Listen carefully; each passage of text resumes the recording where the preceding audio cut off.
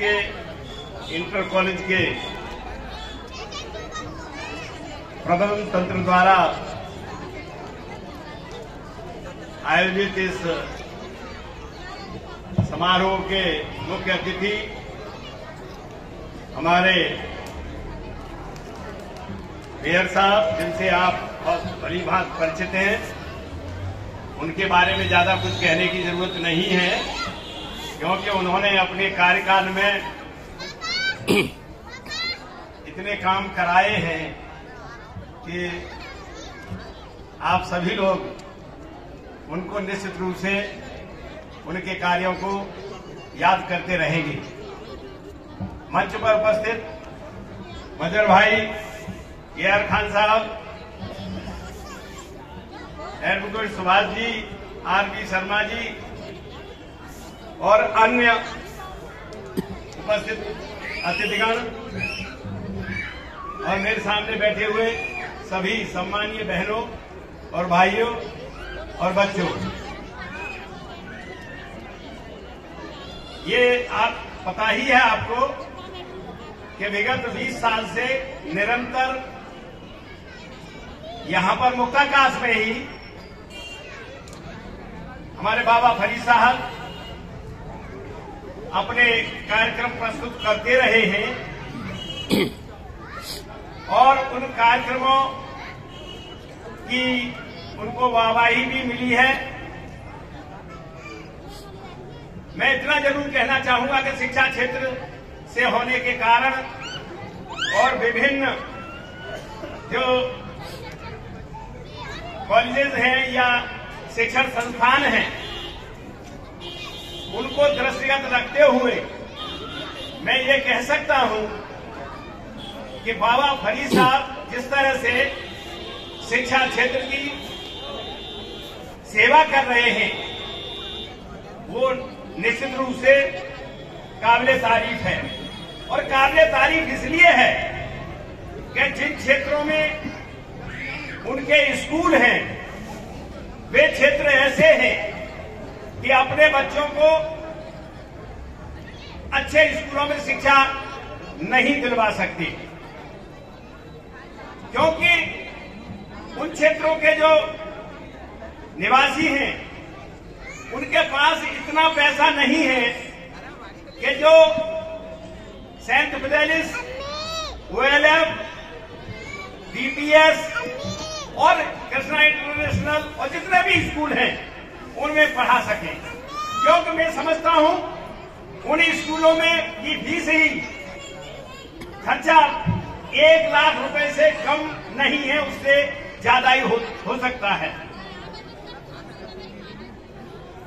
और मुझे ग्रामीण जो शिक्षा है, प्राथमिक शिक्षा, बेसिक शिक्षा और इंटर कॉलेज शिक्षा, उसकी भी मुझे पूरी तरह से जानकारी है। हमारे जो ग्रामीण अंचल के बेसिक स्कूल हैं, उनमें जो शिक्षक कार्यरत हैं, उनको 55,000 से लेकर और आगे तक सीनियरिटी के हिसाब से उनको सैलरी मिलती है। लेकिन हम जानते हैं कि बाबा फरीद साहब जो स्कूल चला रहे हैं, वे उन अपने टीचर्स को ना तो इतनी सैलरी दे सकते हैं, क्योंकि मैं समझता हूं एक जो ग्रामीण अंचल का एक बच्चा है, उसको लगभग 3,000 रुपए पढ़ाई के लिए उस बच्चे पर खर्च कर रही है। मुझे नहीं मालूम कि बाबा फरीद साहब आपसे आपके बच्चों को पढ़ने की कितनी फीस लेते हैं, लेकिन निश्चित रूप से मैं मानता हूं कि वो फीस 3,000 की तुलना में बहुत कम ही होगी। और परिणाम यहाँ सरकारी जो स्कूल हैं ग्रामीण अंचल के, यदि आप कक्षा 5 के बच्चे यदि स्कूल में 20 बच्चे हैं, तो मैं दावे के साथ कह सकता हूं कि उनमें से 15 बच्चे आपकी जो कक्षा 5 की जो पुस्तक है हिंदी की, उसे नहीं पढ़ पाएंगे। मैं जानना चाहता हूं क्या आपका बच्चा कक्षा 5 में जो पढ़ रहा है वो हिंदी की अपनी किताब पढ़ लेता आप ये कह रहे हैं कि मेरे यहाँ के बच्चे इंग्लिश में एप्लीकेशन भी लिख लेते हैं, लेकिन वहां के जो बच्चे हैं उसमें टीचर्स की कमी नहीं है, ये मैं बता रहा हूं आपका। वहां पे प्रबंधन की कमी है। ये स्थिति है कि बच्चे स्कूल में 20% बच्चे भी उन स्कूलों में नहीं आते और शिक्षा जो है निरंतरता की है। यदि बच्चे रोजाना स्कूल जाएंगे तो निश्चित रूप से वे कुछ न कुछ पढ़ के आएंगे। वहां पे ऐसा नहीं होता। उन टीचर्स को सरकार अन्य कामों में, बहुत सारे कामों में है, उनमें लगाए रखती है।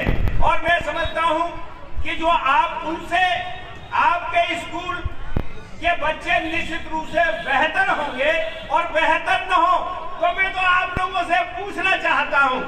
मैं अभी इनकी तारीफ जो कर रहा था, मैं ये नहीं कर रहा था कि इनके स्कूलों के बच्चे वो अंग्रेजी बोलते होंगे, लेकिन मैं तो केवल और केवल ये जानता हूं कि कक्षा 5 का बच्चा जोड़ बाकी गुणा भाग कर लेता है कि नहीं कर लेता, आप बताएं।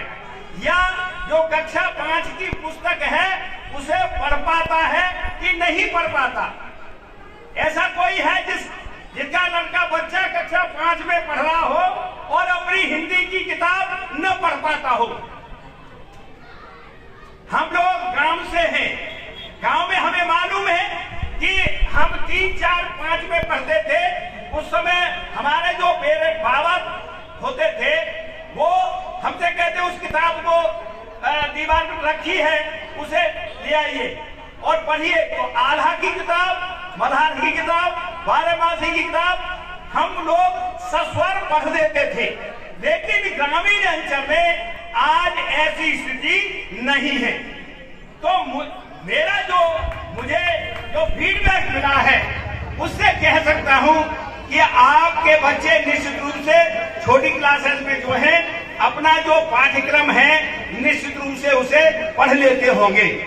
और एक बात और कहना चाहता हूं कि आज बैठे हुए हैं सामने जो जितने भी बैठे हुए हैं, हमारे जो मेयर साहब हैं फुरकान साहब, वो तो मुस्लिम यूनिवर्सिटी के स्टूडेंट्स यूनियन के प्रेसिडेंट रहे हैं। एक और हमारे AR खान साहब स्टेशन सुपरिटेंडेंट यहाँ पे रहे हैं इसी रेलवे स्टेशन पर। और मजहर भाई, आप जानते हैं कि खेलों के बारे में पूरे यूपी में इनका नाम है। तो ये यदि यहाँ पे पहुंचे हैं या मैं कहीं पहुंचा हूँ तो निश्चित रूप से मैं अपनी शिक्षा की वजह से उस स्तर पर पहुंचा हूँ। इसलिए आप लोगों से मैं कहना चाहता हूँ कि यदि आप ये चाहते हो कि हमारा परिवार आगे बढ़े तो शिक्षा के अलावा कोई दूसरा रास्ता है नहीं। इसलिए मैं आप लोगों से और एक और कहना चाहता हूं कि आप